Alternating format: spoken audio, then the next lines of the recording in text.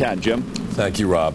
Other news now, and what may be the biggest legal decision yet following the 9/11 attacks. The Obama administration today announcing the alleged mastermind and 4 other terror suspects will go on trial here in New York City in a civilian court. Arthur Chena is here now with more on this and the intense, shall we say, reactions to this bit of news that came out today. Yeah, it's pretty bitter. The decision was announced today that they're going to be coming. They probably won't come this year. Maybe January of next year is when they will arrive.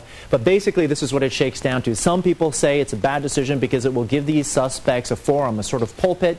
Others say it's time for them to have their day in court as the mass murderers that many believe that they are. Tonight we begin with the opposition. It's just absurd, and I think it's an insult to those who were killed on September 11th, and it sets a terrible precedent that we're going to be conferring constitutional civilian rights on international terrorists. Mostly Republicans are steamed tonight on new September 11th mastermind. Khalid Sheikh Mohammed and 4 other detainees in Guantanamo will be headed to New York to be tried for the 2001 attacks. Officials say for more than 200 years this country has relied on its judicial system, and however difficult, it will be relied on here. They will be brought to New York, to answer for their alleged crimes in a courthouse just blocks away from where the Twin Towers once stood.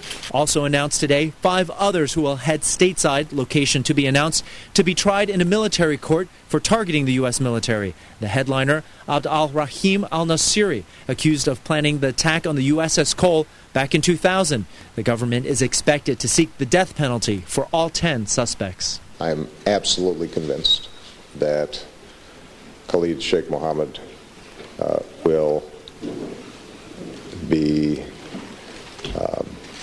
subject to the most exacting demands of justice. Bringing the suspects to U.S. soil has its dangers, critics worry. Information and confessions obtained through waterboarding and other harsh interrogation techniques approved under the Bush administration and now discontinued will be challenged by defense attorneys. Sheikh Mohammed, for instance, was waterboarded 183 times in March alone of 2003. And some fear Mohammed or one of the other suspects could be acquitted and released on U.S. soil, yet many others say justice should be administered here openly.